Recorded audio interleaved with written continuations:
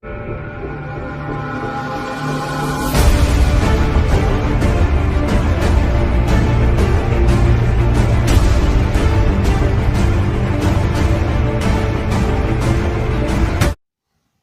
l'échelle du 21e siècle, le quartier Bizango-Bibere-Mekoma est encore sous perfusion d'accroissement. Situé dans le 3e arrondissement de la commune d'Ontoum, les populations vivant dans cette localité endurent le calvaire.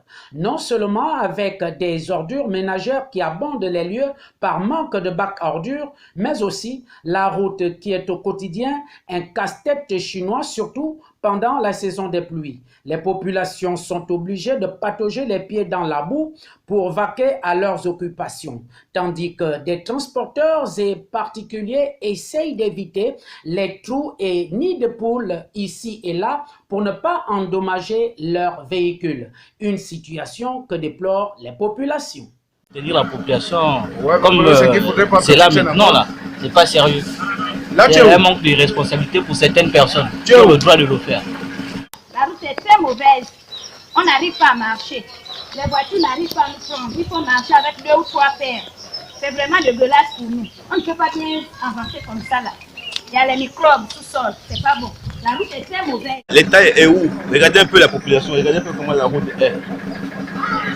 Nous, les clandomanes, nous on souffre ici. Quand on essaie un peu de monter un peu les tarifs, vous dites, les populations s'énervent pour dire que oh non, machin et tout. Il faut que nous, les clandomanes, on arrange la route. Est-ce que c'est normal que nous, les clandomanes, on doit arranger la route? En tant que c'est la route de l'État.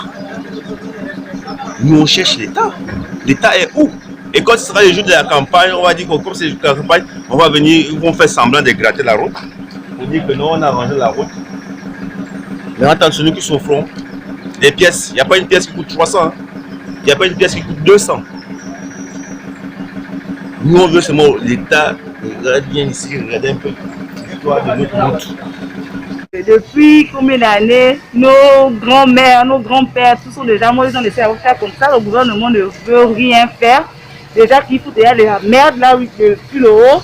Du coup, ben, et c'est pendant les élections qu'ils viendront nous parler de n'importe quoi, alors que la route, l'état de la route, c'est qu'ils voient ça à ce moment. Et il y a des grands messieurs qui habitent ici, les personnes ne réagissent. Et du coup, on est là comme ça, on patauge les pieds dans la boue. Malgré que le chef du quartier est resté sans dire mot, dépassé par cette situation, après avoir déposé plusieurs plaintes auprès des plus hautes autorités, les plaintes qui sont restées sans suite. Certains riverains n'ont pas manqué d'interpeller les gouvernants. De venir ranger la route, c'est tout.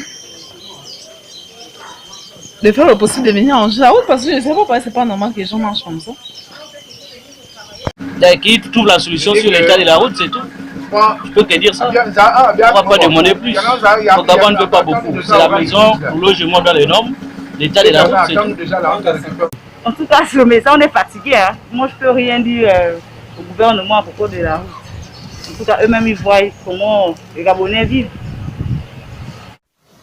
Pourtant, le quartier est très peuplé, majoritairement d'une population jeune, manque cependant d'établissements scolaires publics, pas de dispensaires, ni de pharmacie, pas d'eau potable et bien d'autres.